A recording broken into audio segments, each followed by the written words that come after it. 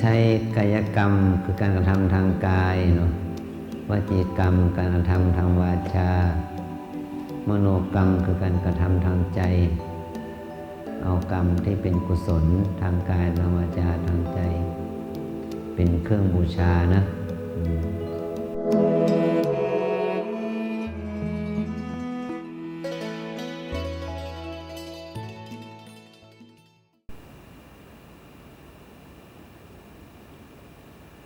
วันนี้เรา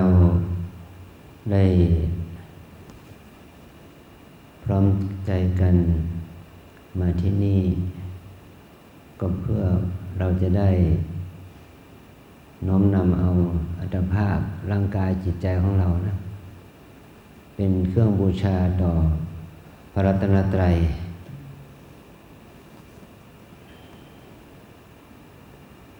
เราเอาสิ่งอื่นบูชามาเยอะพอสมควรนะเทียนบูชาธูปบูชาดอกไม้บูชาหรือ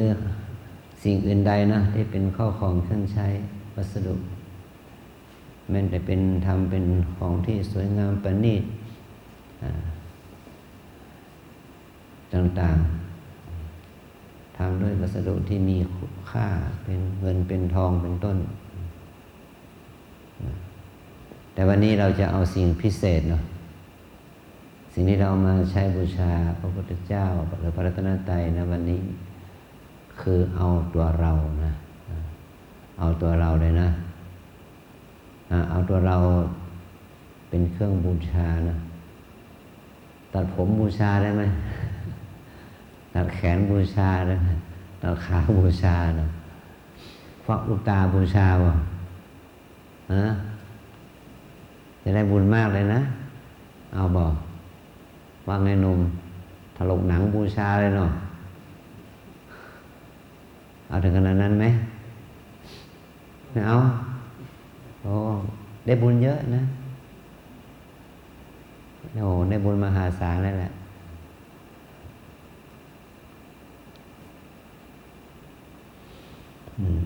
เราจะใช้กายกรรมคือการกระทำทางกายเนาะ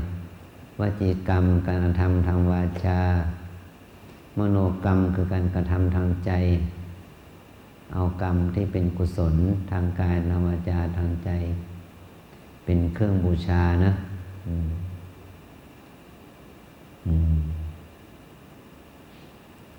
เหมือน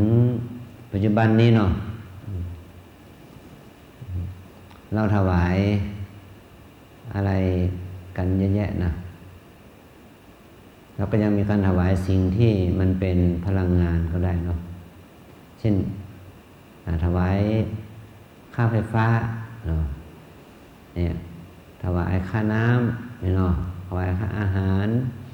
ถวายเป็นตัวเงินนะเป็นทรัพย์สินทรัพย์มูลค่า100 บาท1,000 บาท10,000 บาท100,000 บาทว่าไปเนาะล้านบาทก็ได้แต่ยังมีการถวายอย่างหนึ่งก็คือขยายขึ้นอินเทอร์เน็ตสัญญาณอินเทอร์เน็ตเนาะเคยถวายกันบ้างหรือเปล่าฮะอ๋อตกเราแสดงว่าเราตกรุ่นแล้วเนาะถ้าจะให้มันก้าวหน้าต้องถวายสัญญาณอินเทอร์เน็ตนะ 5G 6G 7G เนาะถวายฐานเซิร์ฟเวอร์ฐานข้อมูลเนาะถวายค่าอะไรค่าที่ต้องเสียค่าบริการที่เราทำอีเมลทำ Facebook ทำอะไรต่างๆเนาะนี่ทำเขาไหมไม่เคยทำเลยเนาะแสดงว่าเราเนี่ยไม่ทันสมัย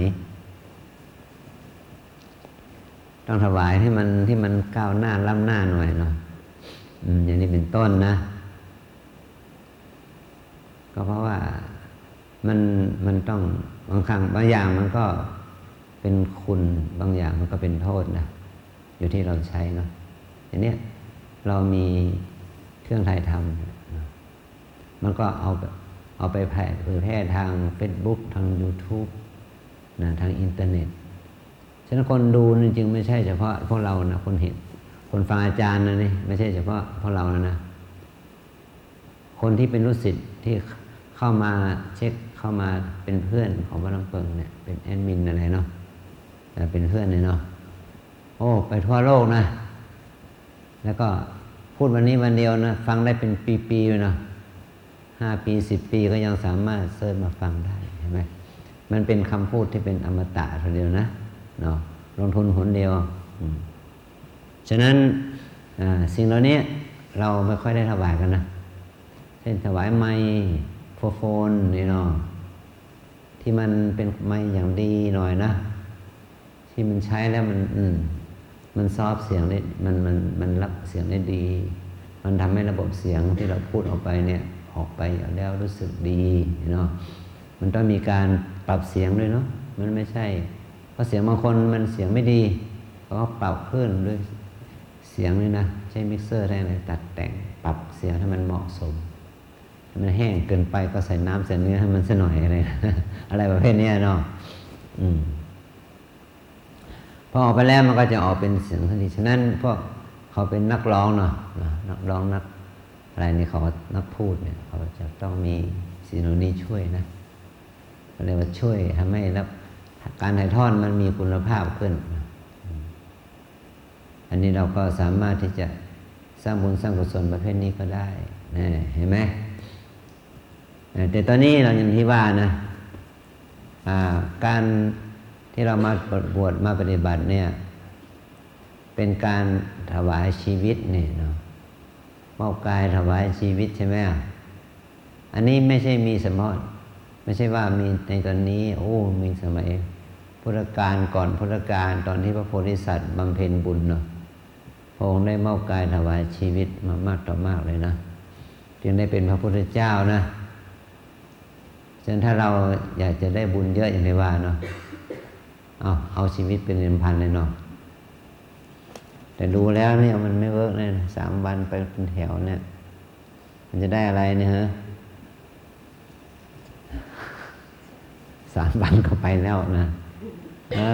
จะได้อะไรเนี่ยฮะได้บุญไหมได้บุญนะได้บุญแบบ3 วันเนาะ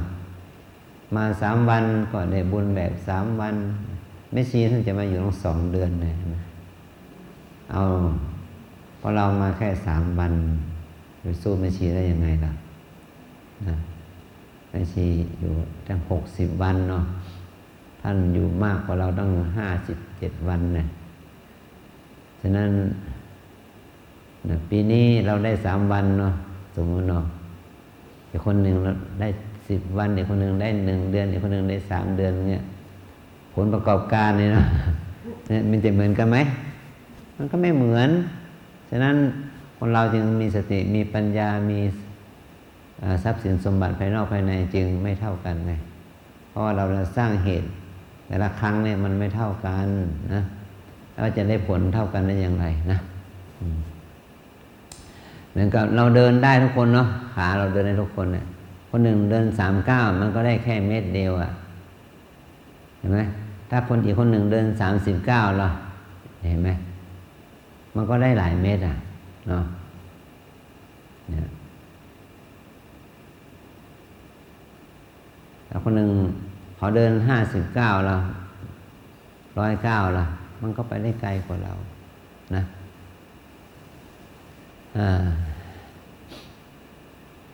เหมือนกับเล่นนักกีฬาที่เขานับกันเขาด้วยคะแนนใช่ไหม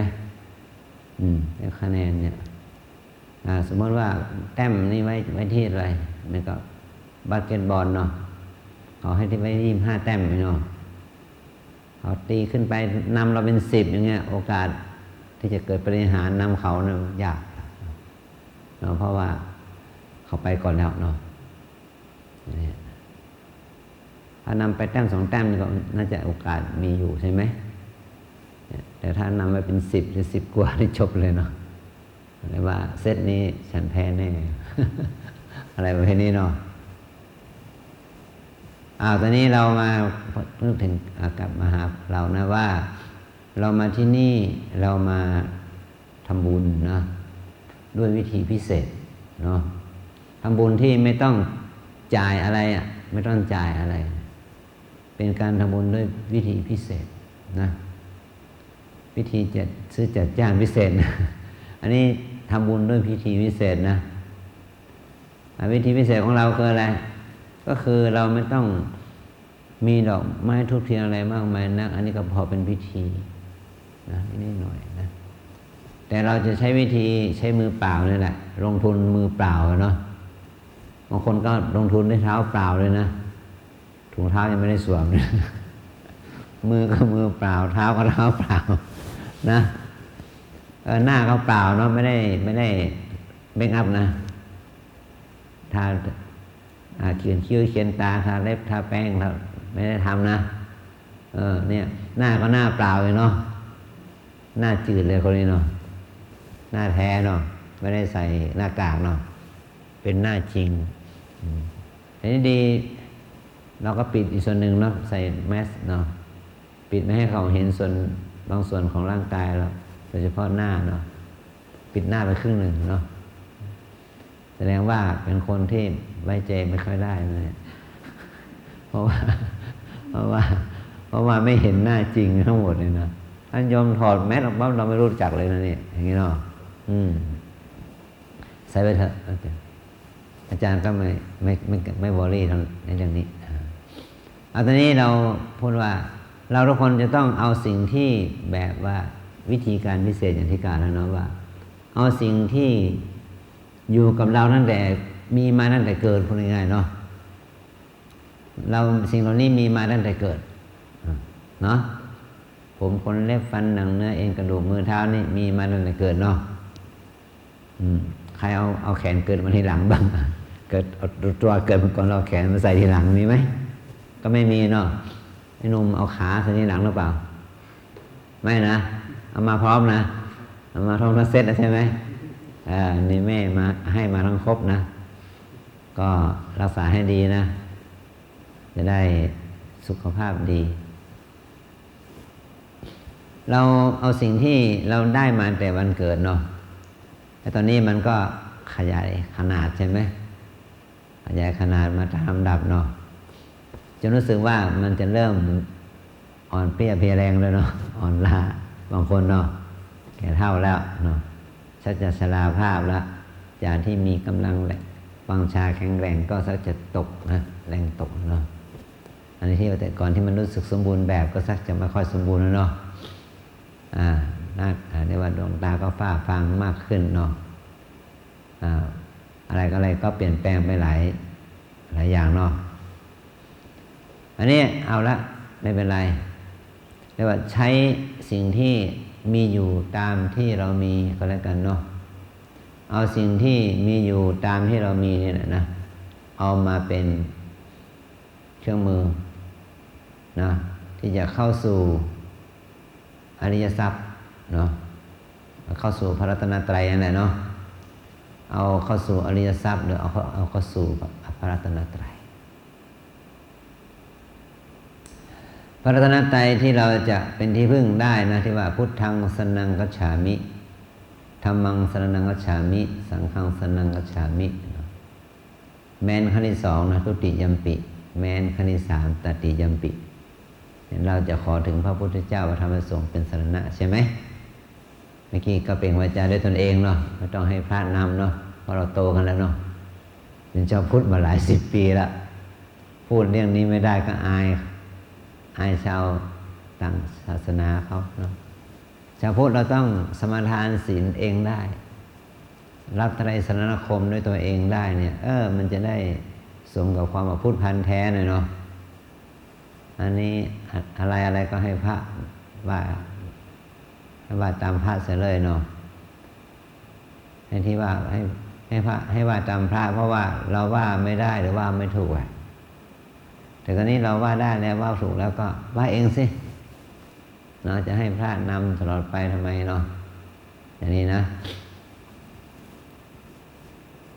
สมาทานเองได้เนาะฉะนั้นการที่เรามาปฏิบัติธรรมนี่ก็เหมือนกันนะอาจารย์หรือเจ้าหน้าที่ก็พระพี่เลี้ยงไม่ใช่พี่เลี้ยงก็จะให้ข้อคิดแนวทางปฏิบัติต่อจากนั้นเราต้องทำเองเนาะทำเองเราจะต้องเอาตัวเราเองเป็นที่พึ่งแก่เราให้ได้เนาะเพราะว่าพระรัตนตรัยที่ว่า คือพระพุทธพระธรรมพระสงฆ์ที่เราจะเอามาเป็นที่พึ่งเนี่ยไม่ใช่พระพุทธรูปองค์นี้เนาะเป็นพระพุทธเจ้าเนาะไม่ใช่หลวงพ่อหลวงปู่องค์นั้นเป็นพระสงฆ์นะที่จะนะแต่พระพุทธเจ้าพระธรรมพระสงฆ์ที่จะเป็นที่พึ่งแก่เราได้นะรู้ไหมว่าพระพุทธเจ้าพระธรรมพระสงฆ์หรือพระรัตนตรัยนั้นท่านอยู่ที่ไหนนะไอ้หนุ่มเราเป็นคนเดียวซะด้วยนะผู้ชายนะผู้ชายหายากนะพระพุทธเจ้าพระธรรมพระสงฆ์ท่านอยู่ไหนที่จะเอามาเราจะไปเอามาเป็นที่พึ่งได้ทันทีทันใดนะท่านอยู่ไหนท่านอยู่วัดโน้นวัดนี้อย่างนั้นเหรอสมมติว่าเรากำลังจะประสบความวิกฤตประสบอุบัติเหตุอย่างใดอย่างหนึ่งเนาะเราจะขอหลวงพ่อองค์ไหนมาป้องกันไม่ให้เราเกิดเพศภัยเราไม่ให้เราเกิดอุบัติเหตุหรือถ้าเป็นอุบัติเหตุขึ้นมาเราจะได้ไม่เจ็บไม่ตายล่ะจะเอาพระเจ้าองค์ไหนเป็นที่พึ่งเนี่ยนั่นอยู่ขี่หลวงพ่อช่วยด้วยนะอาจารย์ช่วยด้วยนะหลวงปู่ช่วยด้วยอย่างนั้นนะฉะนั้นพระธรรมพระพุทธพระธรรมพระสงฆ์ที่เป็นที่พึ่งแก่เรานั้นมันจึงไม่ใช่วัตถุที่เป็นสัญลักษณ์นะไม่ใช่วัตถุที่เป็นสัญลักษณ์นะพระพุทธพระธรรมพระสงฆ์ที่จะเป็นที่พึ่งแก่เรานั้นจะต้องเป็นตัวคุณธรรมที่เราจะต้องสร้างขึ้นเองนะสร้างขึ้นเองเก็บไว้ที่ใจเราเนาะเก็บไว้ที่มันสมองเราไอ้พวกนะเก็บไว้ที่กายใจเรานี้นะถ้าเราสามารถมีพระพุทธเจ้าอยู่ในใจมีพระธรรมอยู่ในใจมีพระสงฆ์อยู่ในใจนะนั่นแหละเรียกว่าเรามีสิ่งศักดิ์สิทธิ์คุ้มครองจริงๆสิ่งศักดิ์สิทธิ์คุ้มครองเราจริงๆก็คืออะไรเป็นตัวสิ่งศักดิ์สิทธิ์เนาะไม่ใช่ว่ามีเหรียญหลวงปู่ห้อยที่คอเนาะเหรียญหลวงพ่อห้อยที่คออะไรนี่ไม่ใช่นะแต่สิ่งศักดิ์สิทธิ์ในที่จะป้องกันคุ้มครองเราจริงๆก็คือพระรัตนตรัยก็คือพระพุทธพระธรรมพระสงฆ์พระพุทธพระธรรมพระสงฆ์ที่อยู่ในใจเราเนี่ยไม่ใช่เป็นรูปธรรมเนาะแต่เป็นคุณธรรมหรือเป็นนามธรรมเนาะพระเจ้าเราต้องศึกษาพุทธคุณว่าบุคคลที่เป็นพระพุทธเจ้าได้นะพระองค์มีคุณธรรมอะไรนะบุคคลที่เป็นพระพุทธเจ้าที่เป็นที่พึ่งแก่เราได้เนี่ยเป็นต้นศาสดาของเราเนาะท่านมีคุณธรรมอะไรจริงเราจึงเคารพนับถือกันมาทุกวันนี้นะพระพุทธเจ้าพระองค์นั้นคือเจ้าชายสิทธัตถะนั้นเนาะที่ได้เป็นพระพุทธเจ้าเนี่ยพระองค์มีคุณธรรมอะไรหนุ่มรู้ไหมไม่รู้เกิดมากี่ปีแล้วเนี่ย19 ปีเป็นชาวพุทธมา19 ปีแล้วเนาะแน่ใจไหมไม่แน่ใจว่าเป็นชาวพุทธหรือเปล่าใช่ไหมจนถึงเดี๋ยวนี้นะตอนนี้ก็ยังไม่แน่ใจว่าฉันจะเป็นชาวพุทธหรือเปล่าเนาะดีตรงดีแต่เมื่อกี้นี่เธอเป็นวาจาเป็นชาวพุทธแล้วนะพุทธังสรณังคัจฉามินะแต่เธอเปล่งแต่เธอไม่เป็นนี่มันก็ผิดสัจจะสิเธอเปล่งวาจาแต่เธอไม่เป็นนี่ผิดสัจจะนะ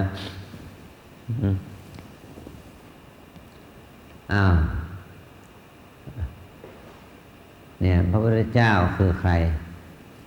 พระพุทธเจ้าคือที่ว่าบุคคลที่มีคุณธรรม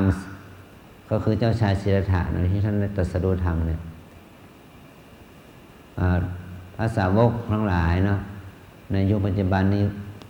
ประมวลให้คุณของพระพุทธเจ้านี่เล็กที่สุดน้อยที่สุดนะย่อลงได้3 ประการต่อคนที่เป็นพระพุทธเจ้านะ 1. พระองค์มีปัญญามากปัญญาที่คุณคือพระองค์ใช้หลักของปัญญาสอนนะสัตว์โลกให้มนุษย์เทวดาทั้งหลายเนี่ยเข้าถึงความเป็นอิสระจากกิเลสพระองค์สอนให้มหาชนเนี่ยทั้งมนุษย์และเทวดาอินทร์พรหมทั้งหลายเนาะเอามนุษย์เรานี่แหละเนาะ ให้เป็นคนมีอิสระภาพทางด้านจิตวิญญาณเธอพอใจไหมที่จะมีอิสระทางจิตพอใจไหมพอใจฉะนั้นถ้าเธออยากจะเป็นเธอต้องทำนะถ้าเธอไม่ทำเธอก็เป็นไม่ได้ถ้าเธอมีความคิดว่าจะต้องมีอีกบุคคลหนึ่งบันดาลให้เธอเป็นก็เธอก็แสดงว่าเป็นเบี้ยล่างเขาทันทีเธออยากเป็นเบี้ยล่างเขาไหมนะถ้าไม่อยากเป็นเบี้ยล่างคุณเธอก็ต้องเป็นอิสระภาพเองถ้าเธอไม่สามารถสร้างความเป็นอิสระภายในของเธอได้เธอก็ต้องเป็นเบี้ยล่างตอนนี้เราเป็นเบี้ยล่างของกิเลสนะใช่ไหมถูกตัณหาถูกราคะถูกโทสะถูกโมหะถูกความไม่ดีต่างๆเนาะชักจูงให้เธอทำพูดคิดในทางที่ไม่ดีใช่ไหมนี่เธอเป็นเบื้องล่างของกิเลสแล้วเธอเป็นอิสระไหมล่ะก็ไม่เป็นอิสระเพราะเธอถูกกิจกรรมอำนาจของกิเลสความโลภความโกรธความหลงที่อยู่ในใจเธอนั่นแหละเป็นตัวบัญชาการให้เธอไปทำพูดคิดในทางที่ไม่ดีแล้วมันก็เป็นโทษแก่เธอทำให้เธอไม่ประสบความสำเร็จในชีวิตทำให้เธอไม่มีความสุขในชีวิตทำให้เธอมีอาการต่างๆที่มันไม่สมดุลเอาเสียเลยในชีวิตเนี่ยอะไรเป็นตัวทำให้เธอเป็นตัวนี้แหละภาษาพระเราเรียกว่ากิเลสนะอกุศลความชั่วแต่พระพุทธเจ้าตรงข้ามพระเจ้าเป็นผู้ถึงพร้อมแล้วหมดกิเลสนะนี่พระบริสุทธิ์ที่คุณเห็นไหมพระเจ้ามีปัญญาจนถึงขนาดกำจัดกิเลสได้เข้าถึงความบริสุทธิ์จากกิเลสเพราะเรามีกิเลสเนาะมีความโกรธมีความโลภมีความหลงมีราคะโทสะโมหะอะไรมากมายใช่ไหมมีความอิจฉาริษยาไม่มีความอดทนนะมีความอดทนน้อยเนาะขี้เกียจมากขยันน้อยเนาะใช่ไหมเอาแต่หลับเอาแต่กินเอาแต่เล่นใช่ไหมอะไรที่ไม่ดีฉันมีหมดเนาะสิ่งที่ดีฉันไม่ค่อยมีเอาซะเลยเนาะใช่ไหมนั่นนี่แหละเธอจะเป็นพุทธที่ดีได้ยังไงสมแล้วเธอไม่ค่อยเป็นพุทธเนี่ยเพราะเธอเป็นอย่างนี้นะเธอเป็นพุทธที่ดีไม่ได้ก็เพราะอย่างนี้แหละเธอก็เลยมันไม่มั่นใจว่าฉันเป็นพุทธหรือเปล่าถูกต้องทีเดียวนั้นเนี่ยนะแต่ถ้าเธอจะเป็นพุทธแท้เนี่ยเธอต้องเปลี่ยนแปลงวิถีชีวิตใหม่นะให้ดีกว่านี้นะหลายเท่าทีเดียวแหละนะจึงจะเป็นชาวพุทธที่ดีนะพระปัญญาที่คุณเนาะมีปัญญาแล้วสามารถขจัดกิเลสออกจากจิตได้เนี่ยเป็นพระบริสุทธิ์ที่คุณจิตของคนเราที่ไม่มีความบริสุทธิ์ใช่ไหมอย่างเรารู้อยู่ใช่ไหมเราตกเป็นทาสของกิเลสอย่างที่ว่าเนาะทำให้เราเดือดร้อนเนาะ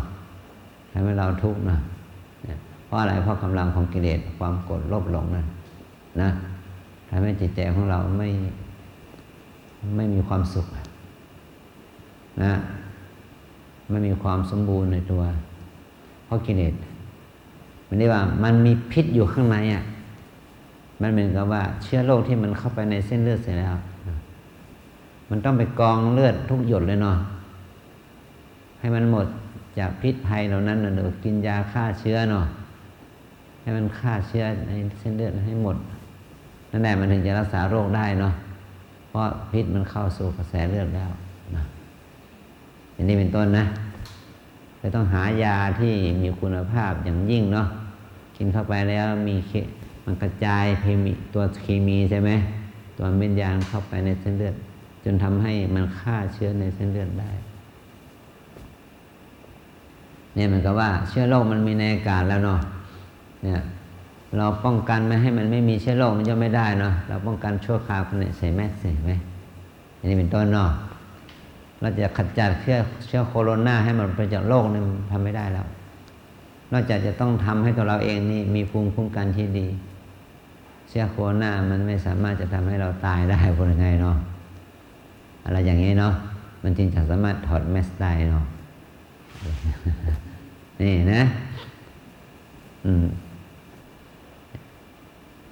ต่อไปพระองค์มีคุณสมบัติอันพิเศษอีกข้อหนึ่งก็คือมหาการุณมหากรุณาเนี่ยมหากรุณานะพระองค์มีพระมหากรุณาธิคุณคือเมื่อพระองค์สำเร็จแล้วเนี่ยพระองค์ไม่ได้เก็บความรู้นี้ไว้คนเดียวพระองค์เผยแผ่สั่งสอนอบรมเลยใช้ความเพียรถึง45 ปีเนาะตลอดชีวิตเผยแผ่ธรรมไม่มีเงินเดือนเงินดาวนั่นแหละเนาะเผยแผ่อย่างเดียวนะไม่ได้หวังผลตอบแทนเป็นอย่างอื่นนอกจากให้คนที่ฟังนั้นสำเร็จประโยชน์ให้เขาประสบความสำเร็จที่ว่าเป็นอิสรภาพในตนขจัดกิเลสได้นั่นคือเป้าหมายพระองค์ไม่ได้ตั้งมหาอาณาจักรนะพระองค์ไม่ได้ตั้งสวรรค์รอไว้ว่าพวกที่เป็นชาวพุทธจะได้ไปอยู่กับพระองค์ในสวงสวรรค์ตลอดนิรันดรอย่างเงี้ยไม่มีนะพระเจ้าไม่ไปรอเป็นผู้บังคับบัญชาการใหญ่อยู่บนสวงสวรรค์นะแต่พระองค์ดับขันธ์นิพพานไปให้พวกเราถ้าต้องการพ้นทุกข์ก็ให้ปฏิบัติตนจนหมดกิเลสดับขันธ์ไปเลยนิพพานไปเลยนั่นแหละจะได้ไม่ต้องทุกข์อีกนี่พระองค์ไม่ได้รอเก็บเกี่ยวผลนะอย่างพวกเราใช่ไหมทำงานเนาะหวังว่าจะได้เงินเกษียณอายุกำลังดังเนาะพอถึงอายุ60 ปีต้องไปยืนยันว่าฉันเป็นคนจนจริงเนาะถึงฉันจะได้เงินเบี้ยผู้สูงอายุเนาะถ้าไม่จนจริงก็จะไม่ได้เนาะเขาบอกว่านะคนต่างประเทศเนี่ยทำงานเต็มที่นะพอเกษียณแล้วก็ได้เงินมาอยู่มากินเมืองไทยสบายเนาะเพราะเขาได้เงินเกษียณแต่คนไทยนี่ทำงานเต็มที่นะ60 ปีผ่านมาแล้วไปยืนยันว่าตนเองยากจนจึงจะได้เงินเกษียณอย่างนี้เป็นต้นเนาะใครไปยืนยันหรือยังว่าฉันยากจนไปลงทะเบียนซะนะแล้วเป็นคนจนเนาะเป็นอย่างคนยากเนาะโอ้โหนะต้องลงทะเบียนด้วยนะถึงจะเป็นคนจนจริงเนาะอย่างนี้เป็นต้นนะเอาละพอรัฐเขาก็ต้องประหยัดงบเนาะไปพัฒนาที่อื่นถ้าไม่จนจริงก็ไม่ให้เนาะอะไรเนาะทีนี้มหาการุณเนาะคือพระองค์นี่ไม่ได้ไปรอผลว่าถ้าคุณสำเร็จแล้วคุณจะต้องเอาสิ่งนี้มาให้แก่สัตว์แก่ฉัน 20% ของรายได้เนาะ 30% ของรายได้นะไม่มีนะพระองค์ให้เต็มที่เลยเอาเป็นของคุณ 100%ถามว่าคนประเภทนี้คนที่มีลักษณะอย่างนี้สมควรไหมที่เราจะเคารพกราบไหว้ยอมรับนะไอ้หนุ่มสมควรเนี่ยฉะนั้นเราจะต้องเคารพพระพุทธเจ้าในฐานะนี้นะไม่ใช่เคารพในฐานะเป็นรูปปั้นรูปเหมือนนะอันนี้แค่เขาสร้างสัญลักษณ์เฉยๆเหมือนกับอนุสาวรีย์สมมติอนุสาวรีย์ของในหลวงรัชกาลที่5เนี่ยมันไม่ใช่รัชกาลที่5มันเป็นแค่โลหะเป็นบอลเป็นทองเหลืองทองแดงแต่ที่เราไปเคารพนั้นเพราะว่านึกถึงว่าพระองค์นั้นได้สร้างคุณูปการยิ่งใหญ่ทรงประกาศเลิกทาสแห่งตัวนอกเนี่ยจึงเราจึงเคารพพระองค์ท่านในฐานะนี้ไม่ใช่ไปเคารพที่พระบรมรูปทรงม้านั้นหรือพระรูปนั้นรูปนี้ใช่ไหมแต่เมื่อเราเห็นแล้วเราก็เคารพเพราะเรานึกถึงความคุณูปการอันยิ่งใหญ่ที่พระองค์ทรงประกาศเลิกทาสทุกระดับไงแต่พวกเรายังเป็นทาสกันอยู่เนาะขณะพระองค์ยังทรงเลิกทาสมานานปีแล้วนะ100 กว่าปีแล้วนะแต่พระองค์พวกเราก็ยังเป็นทาสกันต่อไปเนาะทาสกิเลสทาสอกุศลเนาะทาสความชั่วกันอยู่เนี่ยเนาะเนี่ยยอมที่จะเป็นทาสอยู่นั่นแหละเนาะจะในหลวงท่านพระองค์ออกกฎหมายเลิกทาสแล้วนะเพราะเรายังเป็นทาสยาเสพติดเนาะนะทาสยาเสพติดนั่นนี่เห็นไหมเธอยังเป็นทาสอยู่ทาสกิเลสนะทาสอกุศลอย่างนี้เป็นต้นฉะนั้นเราเคารพพระองค์ในฐานะที่องค์ทรงประกาศเลิกทาสแล้วก็ทรงสร้างคุณูปการต่อประเทศชาติเนาะระบบรถไฟระบบโทรศัพท์ระบบประปาเนาะระบบการศึกษาอะไรอย่างนี้เป็นต้นใช่ไหมเนี่ยพระองค์ทำให้เกิดปรากฏการณ์เปลี่ยนแปลงนะให้ ให้มันดีขึ้นกว่าเดิมเป็นยังไงนะนี่เรานับถือเคารพพระองค์ในฐานะนี้อย่างนี้เป็นต้นนะฐานะอื่นเราไม่พูดถึงฐานะที่ดีมันเหมือนกับผลไม้หนึ่งลูกเมื่อเราจะต้องกินเนี่ยเนาะแต่บังเอิญว่ามันมีหนอนมีส่วนเสียไปนิดหนึ่งเนาะแล้วก็เฉียนทิ้งเสียส่วนอื่นยังกินได้เราเอาส่วนที่กินได้นะไม่มีใครในโลกนี้ที่มีส่วนดีส่วนเดียวเนาะที่ยังมีชีวิตอยู่หรือว่ามีประวัติศาสตร์แต่พระพุทธเจ้านี่แหละนะดีส่วนเดียวเลยแต่ว่าคนที่มีกิเลสก็ยังตำหนิพระองค์นะโดยเฉพาะพวกวัตถุนิยมเขาก็ตำหนิพระองค์เนาะว่าสอนให้คนนี่ไม่พัฒนาวัตถุเนาะเนี่ยน่าจะให้พวกเนี่ยหนุ่มๆแน่นๆเป็นพระเป็นเนรมาทำงานทำการเนาะแบบท่านที่มัสยิดเป็นต้นเนาะเขาจะมองว่าพวกพระอยู่เฉยๆทำไมต้องไปรอข้าวปลาอาหารชาวบ้านกินคุณทำไมไม่ทำเองเนาะเขาจะมองอย่างนี้ใช่ไหมเนี่ยพวกวัตถุนิยมเนาะเขาก็จะมองในแง่นี้อันนี้เป็นต้นนะเอาละตอนนี้เรากลับมาหาเราเนาะเมื่อเรามองพระพุทธเจ้าในลักษณะนี้นะเราเคารพพระองค์ในฐานะนี้นะแล้วก็มีคนก็พยายามมีศรัทธานะในจริยาของพระพุทธเจ้าพยายามสร้างวัตถุเคารพที่จะน้อมนึกถึงพระพุทธองค์เยอะแยะมากมายเลยคนนี้เนาะวัดลำเปิงในมีนับหลายองค์เนาะเป็นองค์ใหญ่ๆกันเป็นนับ10 องค์เนาะนับ10 องค์ขนาดเล็กขนาดกลางสารพัดนับร้อยนับพันองค์นะเยอะแยะมากมายเนาะที่เป็นเหรียญเป็นอะไรสารพัดมากมายเนาะพระเครื่องพระอะไรเนาะนับหมื่นนับแสนองค์นี่นี่เรามีมากมายเนี่ยเพราะว่าเรานึกถึงพระพุทธเจ้าว่าเป็นผู้มีคุณูปการนะก็เลยเอามาสร้างเป็นเหรียญเป็นพระหลอดพระคงอะไรสารพัดเนาะเนี่ยเพราะคนบางคนเขาเห็นคุณค่าของความเป็นพุทธคุณของพระพุทธเจ้านะ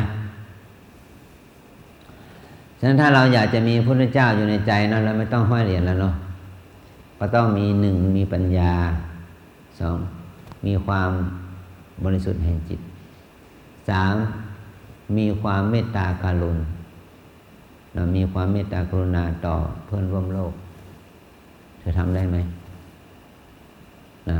เธอพร้อมที่จะมีเมตตากรุณาต่อเพื่อนร่วมโลกไหมทั้งคนและสัตว์ไม่มีเบียดกันเดี๋ยวเธอยุงกัดแล้วเธอแสดงว่าเธอขาดเมตตากรุณาแล้วนะนี่เห็นไหมพอเม็ดมดมาไต่บี้มันเลยนี่แสดงว่าขาดแล้วล่ะนี่ขาดเมตตากรุณาเนี่ยตั้งแต่รู้ความมาเนี่ยเธอฆ่ายุงไปกี่ตัวแล้วเนี่ย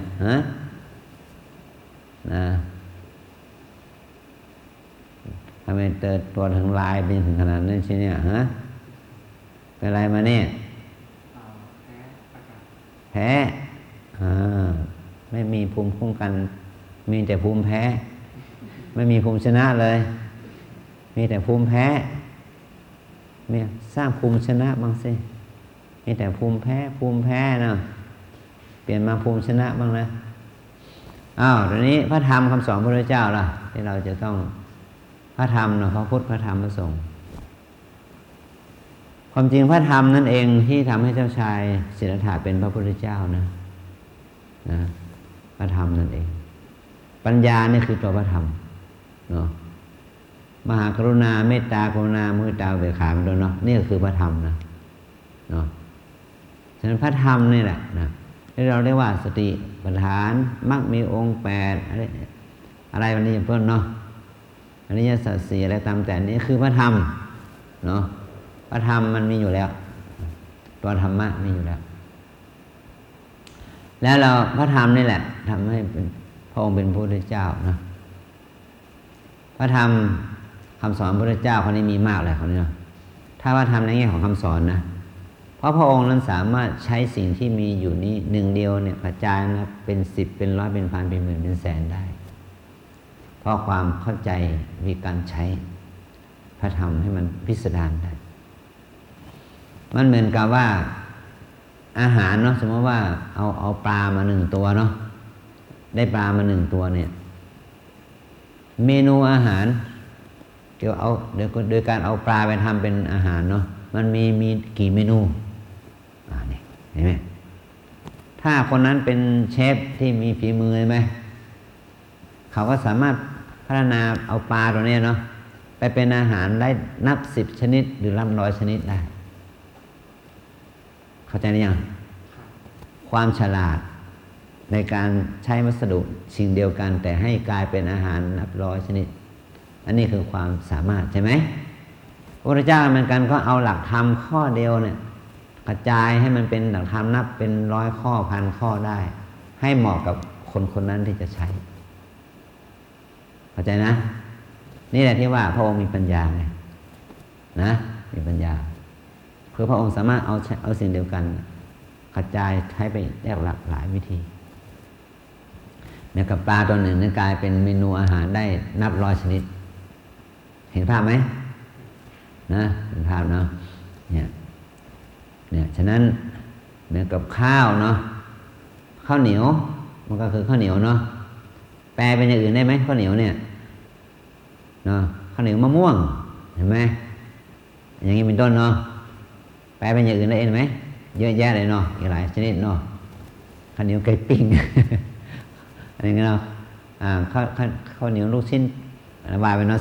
หลายอย่างขยะแต่มันมีจากฐานข้าวเหนียวเนาะหรือจะทำเป็นแปลเป็นอย่างอื่นก็ได้เนาะเป็นขนมอะไรก็ได้เนาะแต่มีฐานจากข้าวเหนียวนี่แหละข้าวอย่างนี้เป็นต้นนะตัวนี้พระพุทธเจ้านี่ก็พอพระองค์รู้วิธีการเนี่ยที่ว่าสามารถปรุงธรรมะออกไปได้หลายชนิดพระองค์ก็ปรุงให้เหมาะสมกับคนเหล่านี้นี่ก็เราไปเข้าไปร้านอาหารแบบอาหารตามสั่งใช่ไหมเขาก็ยื่นเมนูให้เราเนาะเราก็เลือกเลยเนาะ1 2 3 4 5อันนี้รอสัก20 นาทีหรืออย่างน้อยก็5 นาทีเนาะได้แล้วเนาะแบบไวแบบช้าเนาะมีพร้อมแป๊บเดียว5 นาทีได้มาละ1 จาน 2 จานเนาะเราก็ได้กินอาหารชนิดนั้นใช่ไหมพระเจ้าก็ปรุงธรรมะให้แก่สาวกคือพุทธบริษัทเนาะภิกษุภิกษุณีวสสุปสิกาก็ได้ลิ้มรสอาหารนั้นเนาะพระธรรมนั้นเนาะลิ้มรสพระธรรมเนาะก็ชอบใจเนาะขอเรียนเนาะขอศึกษาเนี่ยนะพระองค์ก็สอนให้คนเหล่านี้ก็ปรุงต่อไปแจกคนอื่นเลยกลายเป็นศาสนาเราเป็นทุกวันนี้เนาะศาสนาพุทธนะแต่ว่าบางครั้งเนี่ยคือคนปรุงฝีมือไม่ค่อยถึงเนาะฝีมือคดีเขาเลยมามันตกเนาะนะแต่ในบางทีร้านนี้โอ้โหนะคนนิยมจนหลังนี่เปลี่ยนเชฟเนาะฝีมือตกร้านเจ๊ง เห็นไหมยังแบบเดียวกันนะวัดนี้นะครูบาอาจารย์เก่งเนาะวัดญาติโยมเขาเยอะพอครูบาอาจารย์ตรงนี้มรณภาพไปตายไปคนไหนเห็นไหมเห็นไหมยังไม่ชีเจอสีกระโหลกสีเนาะมันก็เปลี่ยนแปลงไปเนี่ยอย่างนี้เป็นต้นนะเนี่ยแต่กับโรงเรียนนี้นะครูบาอาจารย์สอนดีนะนักเรียนเยอะต่อมาครูบาอาจารย์สอนไม่ได้เรื่องหรือผู้บริหารไม่ได้เรื่องเป็นไงนักเรียนหายเห็นไหมแล้ววิชามันยังเป็นวิชาเดิมไหมวิชาสอนยังมีชีวิตวิชาเดิมไหมวิชาเดิมเนาะคณิตศาสตร์ที่สอบที่จะเอาเป็นฐานข้อสอบเข้าวิทยาลัยมหาลัยมันก็ยังเป็นคณิตศาสตร์จากที่ได้รับการ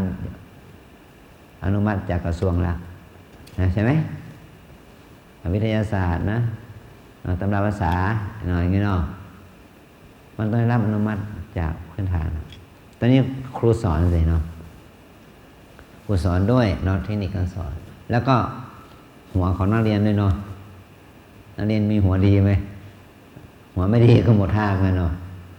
ในการเนี่ยพอเรามาปฏิบัติธรรมเลยนะนี่พวกเราหัวดีหรือเปล่าเนี่ย ก็ไม่ได้บิดไม่ได้เบี้ยวเลยเนาะไม่บุบไม่สลายเนาะหัวดีนะ มันใช่หัวนี้เนาะสติปัญญาเนาะศีรษะนี่ก็โอเคอยู่เนาะแต่สติปัญญานี่แหละสำคัญนะฉะนั้นการที่เรามาปฏิบัติตัวเราเนี่ยสำคัญนะว่าสติปัญญาของเราเนี่ยจะน้อมเอาซึ่งพระธรรมนั้นนะน้อมเอาธรรมะที่มีอยู่เนี่ยให้มันเป็นธรรมะพิเศษขึ้นมาที่เป็นพระธรรมได้ไหมหมายความว่าเราจะเอากายเนาะเอาใจเอานี้เนาะที่เรียกว่าชีวิตนี้เนาะเอากายเอาใจนี้หรือชีวิตนี้ให้เป็นพระธรรมขึ้นมาได้อย่างไรทำให้มันเป็นพระธรรมขึ้นมาได้อย่างไรนะ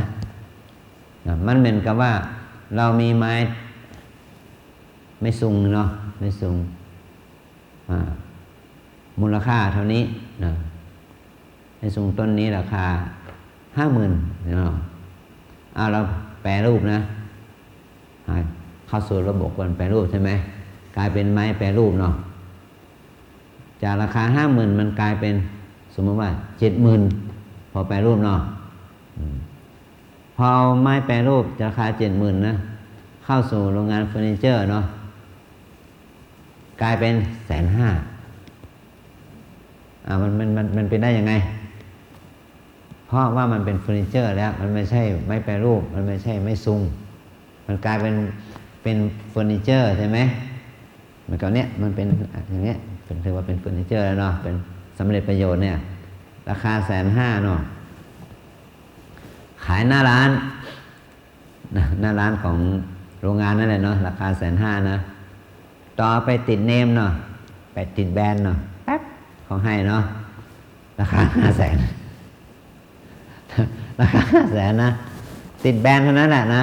แป๊บเนาะขึ้นห้างใช่ไหมราคา 500,000 มีคนซื้อไหมซื้อเพราะคนที่ซื้อจะต้องเป็นเศรษฐีเพราะเศรษฐีเขาไม่ยอมซื้อของถูกเขาต้องซื้อราคาที่แพงๆเพราะมันมีแบรนด์เนาะแบรนด์เนมมันมีนี่แป๊บจากราคา 50,000 กลายเป็นราคา 500,000 ทำได้ยังไง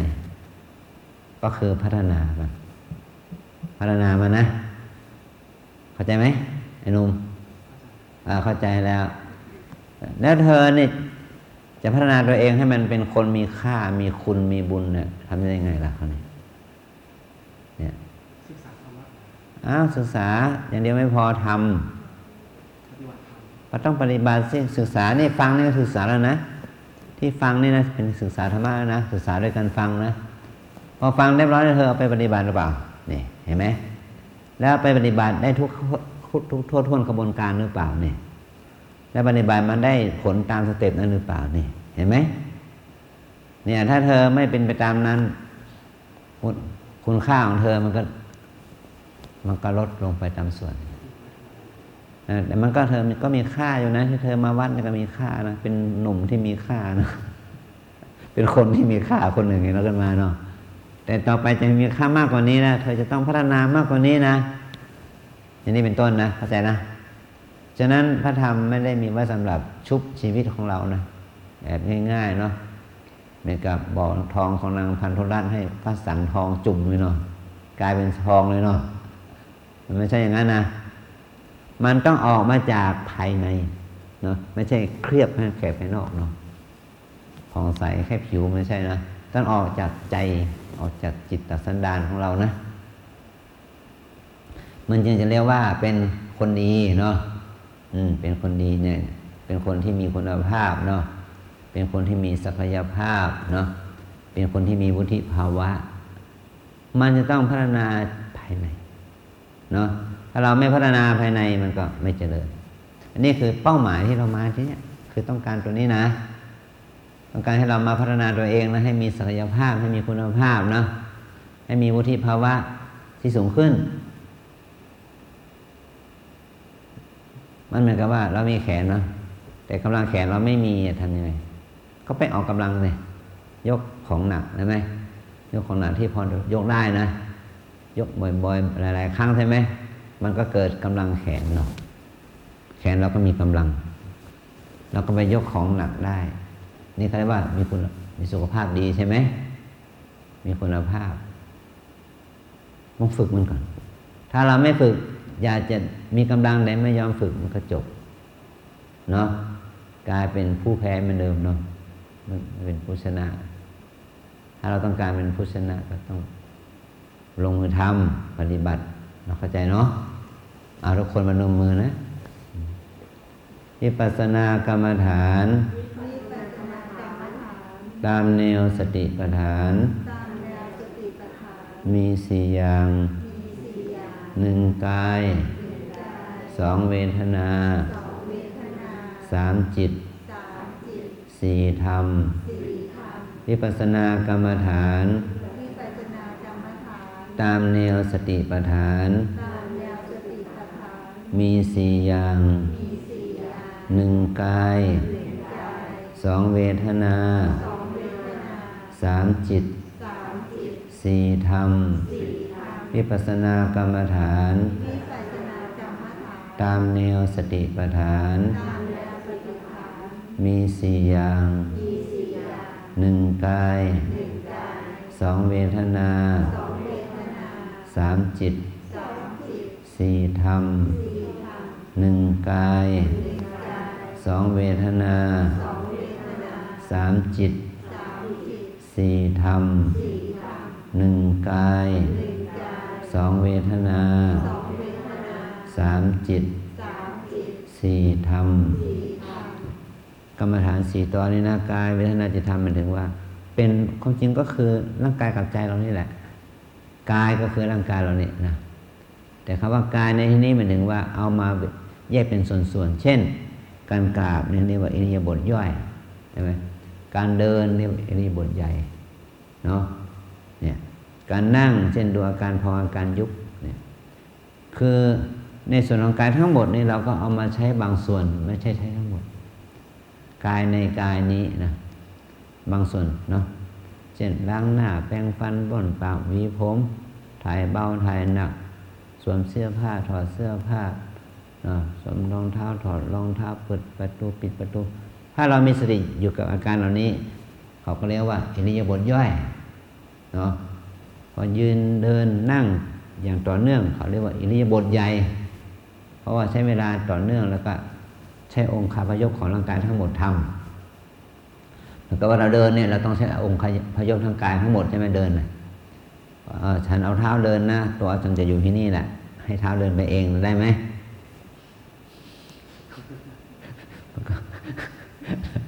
นะกายของฉันอย่าพักให้เท้าเดินไปเด้ออย่างงี้ได้ไหมไม่ได้เนี่ยฉะนั้นอิริยาบถใหญ่เนี่ยคือว่าไปทั้งองค์ไปทั้งองค์ขับพยพนะไม่ใช่ว่าหัวขี้เกียจเดินเนาะเอาหัวไว้นี่ให้ตัวเดินก็แล้วกันนะได้ไหมไม่ได้เข้าใจนะนี่เขาเรียกอิริยาบถใหญ่แต่ถ้าอิริยาบถย่อนี่ไปบางส่วนเช่นเรายื่นมือไปนี่เอาแขนไปไหมเอาแขนไปใช่ไหมถามเอาขาไปไหมบางทีไม่จำเป็นเนาะขาตัวอยู่กับที่แต่มือไปเนี่ยเขาเรียกว่านี่อิริยาบถย่อยนะเวลาเหลียวซ้ายแลขวาเนี่ยก็แค่เอาหัวไปเอาคอบิดไปบิดมาเนาะแต่ตัวไม่ต้องไปก็ได้ใช่ไหมแข้งขาไม่ต้องไปก็ได้นี่เขาเรียกว่าอิริยาบถย่อยนะก้มเงยเนาะเนี่ยเรานั่งเนี่ยก้มเงยเอาตัวไปแต่แข้งขาไม่ต้องไปเห็นไหมอยู่กับที่นี่เขาเรียกว่าอิริยาบถย่อยถ้าอิริยาบถใหญ่นั้นต้องไปทั้งองค์ไปทั้งตัวไปทั้งรูปนะไปทั้งหมดแล้วก็เรายืนอย่างเงี้ยกายทั้งหมดมันต้องอยู่ในท่าไหนยืนจึงไม่ใช่เท้าฝ่าเท้ายืนนะมันต้องยืนทั้งหมดแข้งก็ยืนขาก็ยืนตัวก็ยืนหัวก็ยืนทั้งหมดใช่ไหมเรียกว่ายืนหนอเนี่ยต้องดูทั้งหมดนะไม่ใช่ดูที่ฝ่าเท้านะยืนหนอก็รู้ทั้งกายทั้งหมดเนี่ยนี่เขาเรียกว่าอิริยาบถใหญ่เนาะเดินขวาย่างหนอซ้ายย่างหนอเนี่ยมันต้องไปทั้งองค์ใช่ไหมมันขับเคลื่อนไปได้นะเรียกว่าจับความรู้สึกบางจุดนะเดินก็จับความรู้สึกที่เท้าเป็นหลักนี่นะตัวมันไปตามเท้าอยู่แล้วไม่ต้องไปสนใจมันสนใจที่ว่าอะไรที่จะทำให้เราพลาดพลั้งแล้วก่อให้เกิดคุณและโทษนะมันอยู่ที่ไหนล่ะตอนเดินน่ะมันก็อยู่ที่เท้ากับตาใช่ไหมสายตาเนาะ ต้องพอเหมาะพอดีกันนะสติต้องมีเห็นไหมส่วนอื่นมันไปโดยอัตโนมัติหัวมันเข้าไปกับตัวอยู่แล้วเนาะเห็นไหมให้ดูเท้าเป็นหลักอย่างนี้เป็นต้นนะนี่กายเวทนาแล้วเวลาเราปฏิบัติแล้วเกิดปวดชาเหน็บเมื่อยขบเกิดขึ้นเราก็มีสติกำหนดอาการปวดเจ็บเหน็บชาเมื่อยขบเราไม่ใช่กำหนดให้มันหายแต่กำหนดให้รู้มันทุกข์ก็ยอมรู้ยอมรับว่ามันทุกข์มันสุขก็ยอมรับว่าสุขทุกข์หนอทุกข์หนออดทนหนอนะสู้มันเราทุกข์มากับเรื่องอื่นมามากแล้วเนาะทุกข์กับตัวเองบ้างเนาะทุกข์กับภาวนาบ้างนะทุกข์กับการปฏิบัติบ้างไม่เห็นจะเป็นอะไรไปเนาะดีใจเสียใจบางทีก็มีบ้างเนาะคิดถึงเรื่องเก่าเรื่องหลังนะจิตความคิดนะความคิดเนี่ยมันสัญญาเก่ามันมาเนาะ5 ปีที่แล้ว10 ปีที่แล้วไม่เคยคิดมันก็คิดแวบขึ้นมานะคิดหนอนะเนี่ยฟุ้งหนอนะกังวลหนอเป็นต้นเนาะโลภหนอโกรธหนอเป็นต้นนะคิดแบบไหนคิดไปตามกระแสความโกรธโลภหลงอันนี้5อันที่4เนาะอันที่4ก็คือธรรมเนาะเพราะเรามีตาหูจมูกลิ้นกายใจใช่ไหมก็ย่อมมีสีเสียงกลิ่นรสสัมผัสมากระทบแล้วมีสติไหมถ้ามีสติมันก็ได้บุญขาดสติมันก็ได้บาปเป็นบาปขาดสติมันก็เป็นความชั่วความไม่ดีความไม่มีคุณภาพเห็นไหมแต่ถ้าเป็นมีสติมันก็เป็นความดีความมีคุณภาพบุญก็เกิดขึ้นนะตาหูจมูกลิ้นกายเนี่ยมันเป็นบ่อเกิดของบุญและบาปถ้าเรามีสติก็เป็นบุญถ้าขาดสติก็เป็นบาปนะฉะนั้นเรามาที่นี่เรามาเอาบุญหรือมาเอาบาปล่ะก็มีสติในการเห็นได้ยินกลิ่นรสสัมผัสนะฉะนั้นลองเข้าไปที่โต๊ะอาหารนะกินไปคุยไปนี่ขาดสตินะบาปนะกินข้าวไปกับบาปเนาะถ้ากินข้าวไปกับบุญนะตักหนอมาหนอเคี้ยวหนอเคี้ยวหนอกลืนหนอลดหนอกินหนอกำหนดไปอันนี้กินข้าวไปกับบุญเราจะกินข้าวแบบเอาบุญหรือเอาบาปเนาะถ้ากินข้าวไปคุยกันไปก็เอาบาปไปนะกินข้าวไปกำหนดภาวนาไปก็เอาบุญไปกินข้าวไปกับบุญเนาะนี่ว่าอาหารนี่อร่อยแม่ทำยังไงเนี่ยไม่ใส่อะไรแม่บอกว่าใส่ใจลูกแม่ใส่ใจเนาะอาหารถึงอร่อยเนาะ